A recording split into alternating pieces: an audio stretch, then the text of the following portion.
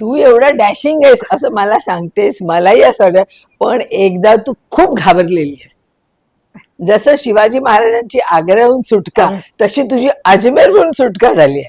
तर तो किस्सा सांग. म्हणजे मला खूप माहिती आहे चांगला, पण माझ्या दर्शकांना सुद्धा ऐकायला आवडेल.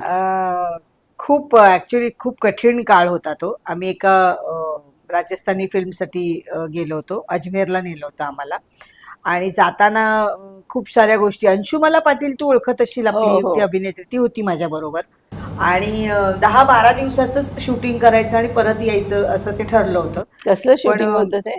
राजस्थानी चित्रपट. फिल्म होती. त्याचं हं. शूटिंग करायचं होतं आणि मला काय तिकडच्या लोकांना, लोक कोण काय, फक्त त्या डिरेक्टर बरोबर मी आणि अर्चनानेच हा. एक त्यावेळेला मी ते सिरियलचे पायलट हो करायचे. हो हो. सो आम्ही एक पायलट त्याच्याबरोबर इथे एक वेगळ्याच हिंदी सिरियलचा शूट केला होता.